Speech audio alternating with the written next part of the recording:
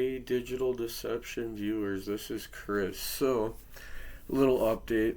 After I did that little short about Facebook being down for me and a few other creators I knew, it went right back up. So, could never find out on Google what it was.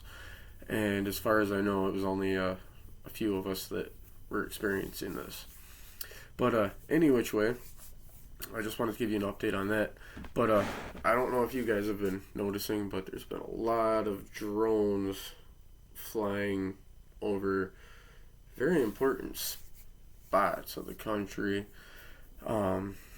just as recent as the other day. So I figured I'd make this episode, instead of a video, I'd just do a deep dive with just me and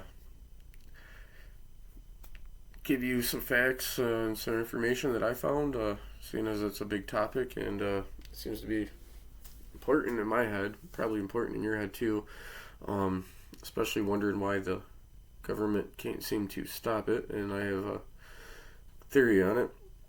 The reason why is because they can, and they don't want to show our adversaries what we can do just yet, because obviously if it's somebody that we don't know, or one of our enemies, we don't want them to know what we can do just yet, because they're obviously flying over to test to see if there's something we can do to stop them, and then they can make changes according to you. Or we really just can't stop them. Either way, it's kind of a tricky situation. If they do know and they're not stopping it, how to shoot them down or whatever, then why are we letting them? And if they don't know, well, that's a big problem. And it could also be something, maybe, I don't know, on our dark government, a top secret weapon. Speaker Mike Johnson said something about holding a meeting on it, so I'll keep you guys updated on what I find out. But for now, let's do a little deep dive into the FBI and the mysterious unidentified drone sightings over all the U.S. cities that they've gone over so far. So over the past few weeks, reports of unidentified drones flying over U.S. cities have raised significant concerns. These sightings have sparked debates about privacy, security, and regulatory gaps. However, one of the most perplexing aspects of this phenomenon is the apparent lack of knowledge and preparedness on the part of the Federal Bureau of Investigations, the FBI. In this deep dive, we will explore the history of these sightings, the challenges faced by the FBI, and the broader implications of the issue.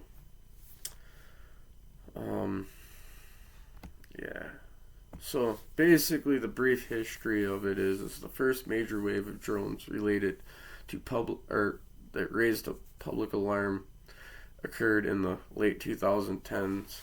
I kind of briefly remember hearing something about that back then, but I don't really remember it being as big of a concern as it is now, or in the quantity of drones as it is now. And it was particularly over just our nuclear bases in Colorado and Nebraska and Kansas, if I remember correctly. Residents have reported clusters of large drones flying in coordinated patterns during the night. These sites often went unexplained despite investigations by local authorities and the FAA. That's kind of why I was thinking if nobody put any thought into it, was because they were over specific military areas, or where we know in this country we have specific military weapons. So I think we all, deep in the back of our heads, back in 2010 probably, were more thinking it was like some top secret thing. Apparently it might not have been. In urban areas, drone sightings have been associated with illegal activities such as drug smuggling, unauthorized surveillance, and potential security breaches near critical infrastructure, like our nuclear bases. Biggest example. Yet, despite these concerns, many cases remain unresolved, leaving both citizens and experts puzzled, or at least the experts are claiming to be puzzled. I personally would like to think that our government and our military actually knows more than what they're leading on to. That's why I'm focusing on the FBI, because the FBI isn't necessarily going to know as much of what the military would know if it's a top secret type deal. But it is alarming, though, that the FBI actually is admitting they're at a loss. They know maybe just a little bit more than us. So I guess we'll discuss what the FBI's role is and their limitations. The FBI, as the primary federal agency tasked with investigating potential threats to the national security, has faced criticism for its handling of drone-related cases.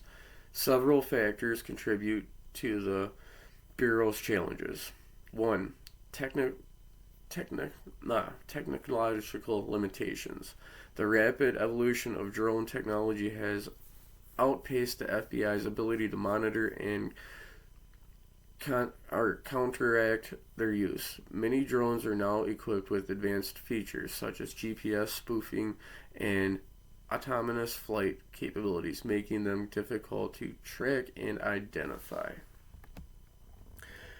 I remember thinking years ago that we'd have an issue with that. I remember thinking it would be cool to have a drone that I can just set to a certain GPS thing and let it fly and record and do videos. And then I started thinking, well, if I was thinking of that, what other people could be thinking. And then I seen videos of a kid with a drone where he could shoot his handgun with it, and that kind of sketched me out. And now we're seeing all this. Unrelated, but I figured I'd throw that in there because I've been skeptical of drones in the skies ever since then. 2. Jurisdictional challenges. The FAA oversees airspace regulations, while the FBI handles criminal investigations. These divisions of responsibilities often lead to coordination issues, delaying investigations and reducing their effectiveness. So basically, one handles all the radio waves, stuff like that, planes, satellite signals, and one handles crime, so they don't communicate, or they communicate with each other, but they don't have like one operating system where all the information is all in one set database.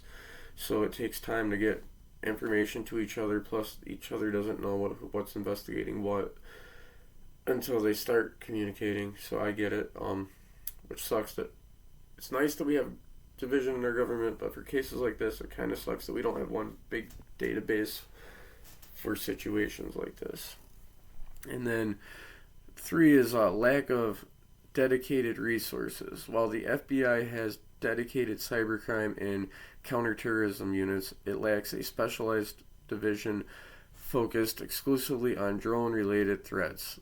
This has resulted in a reactive rather than proactive approach to addressing the issue. Notable cases: several high-profile incidents illustrate the FBI's struggle to address drone-related occurrences. I've always thought that the drone thing should fall under military. I don't know why, but in my head it seems like that would fall under the military, like the Air Force or something like that. I don't know. What do you guys think? Put in the comments what your opinion is on that. And as always, like, subscribe, and share. Let's go over couple of these cases that we've already seen. You have the Gatwick Airport incident in 2018. Although outside the U.S., the case highlighted vulnerabilities in detecting the neutralizing drones. The description caused by unidentified drones at Gatwick Airport serve as a wake-up call for global security agencies, including the FBI. And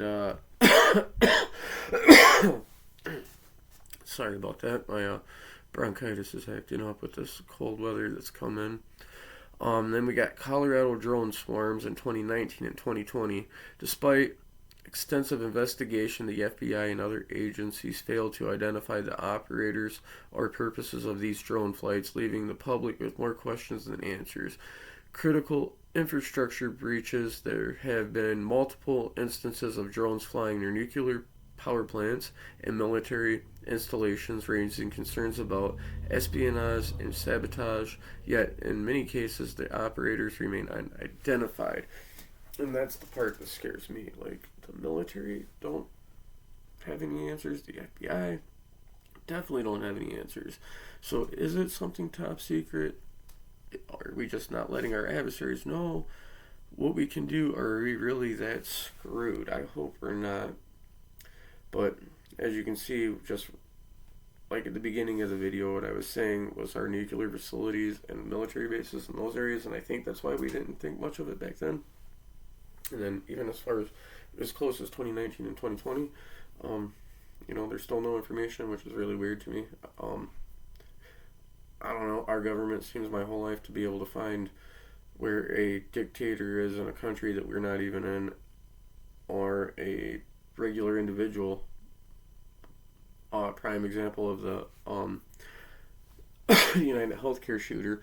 They found him in a McDonald's without any information, and they've got a bunch of drones flying around multiple times over bases. Like, it's crazy. And that's another reason why I think this should be a military thing, because they are flying over our nuclear sites.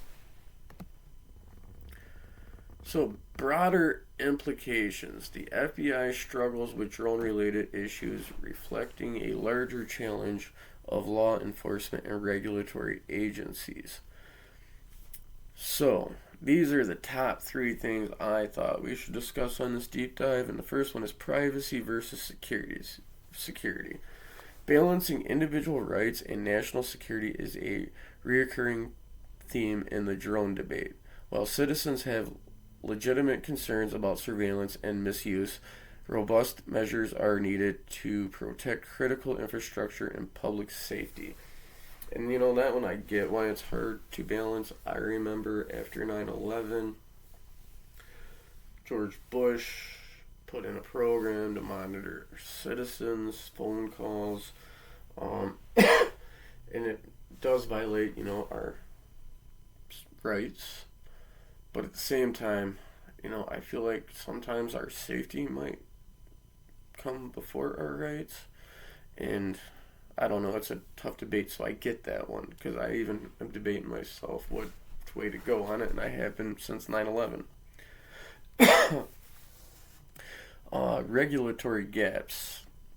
Current regulations offer lag behind technological advances. For example, the FAA's remote ID rule aims to improve drone identification, but its implications is incomplete, limiting its efficiency. So basically, there's not the proper system there.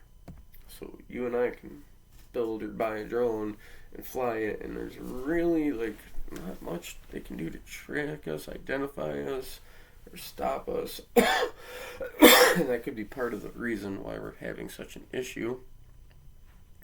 And 3, potential for abuse. Unidentified drones could be exploited for criminal activities, including smuggling, spying, and even acts of terrorism. The lack of enforcement capabilities leave a significant vulnerability in national security.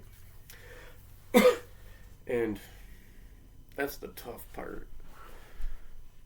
No matter which way you look at it, people are going to be questioning it like I am, but they're going to be upset about it. But then if you violate their rights, they're going to complain, and I've been guilty in the past of complaining of my rights being violated. But looking back on it, yes, they were violated, but actually it was a good thing. So, but with that being said, our government, they've done some pretty shady stuff, so at the same time, I understand it. So these are the 4 things I think and what needs to change to address these challenges. Several steps can be taken. I think these are the 4 important ones in my viewpoint. I mean, tell me in the comments what you think. You know, maybe somebody in the government will see my ideas, see your ideas, and maybe it will help. I don't know. Either that, or maybe they won't help because it is a top secret government security type task. I guess we'll find out in the future. Or not. Enhanced intelligence, or oh man, I am so sorry, guys. Enhanced interagency collaboration, improved coordination between the FBI and FAA Department of Defense and other stakeholders is essential. Joint task forces and information sharing could streamline the investigations. Like I was saying, there should be one central database where they all can tap into at the same time. I think that would save time. But what do I know? I think number two, the second thing that would really help is invest in technology, developing and deploying advanced counter drone systems such as radar and radio frequency detectors would enhance the FBI's ability to monitor and neutralize rogue drones. I think even if this is a top secret military thing, we should still enforce some of the stuff that I'm saying could help, because I mean, there's no, if it isn't our government, then we got a problem, right? Number three is public awareness and reporting. I think encouraging citizens to report suspicious drone activities and providing clear guidelines on how to do so can assist law enforcement in tracking and reporting to incidences. Normally, I would say, never really should call the law enforcement or be concerned. You should mind your own business. But with these drones and with what's going on in the world today, I kind of feel like that there is a little different. And last but not least, I feel like number four, we need to update our legislative policies. I think policymakers must prioritize and updating laws and regulations to address emerging drone technology and their potential misuse. Like, I think we need to update a bunch of stuff because obviously things are outdated and we're having issues. And even if we're not having issues and it is a top secret military thing, we still should have some kind of updatings to the laws on this. It could obviously, with just the mystery of what's going on right now, not knowing if it's our adversaries, our friends, our foes, our government, a regular civilian, bad things could possibly happen, and we need to have stuff in line. We don't need another 9/11 type thing happening with drones. You know how scary that is to think with drones, like swarms of drones in multiple spots throughout the country. It's crazy. So I guess this is my conclusion for this video. The FBI's lack of knowledge and preparedness regarding drones highlights a critical gap in national security as drone technology continues to evolve. So too must the strategies and tools used by law enforcement and regulatory agencies. By investing in technology,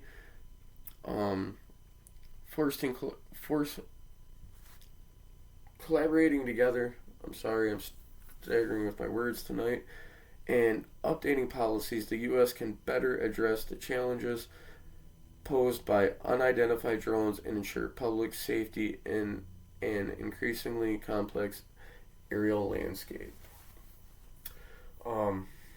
Yeah, I guess I'm going to stick to keeping updated. I'm going to do an actual animated video, documentary, 10-12 minute video of this, but I wanted to do a one-on-one deep dive into it because, this is possibly a live conspiracy playing out for our own eyes, and I want to do a one-on-one reporting on that. Thank you guys. I hope you like this.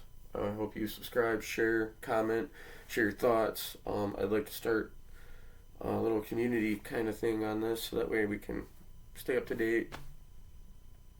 Maybe important people see it. Maybe we can give them some ideas if it is what they say it is that they don't know. Thank you for watching Digital Deceptions. This has been Chris. Have a good night. Look for the next video in the next couple of days.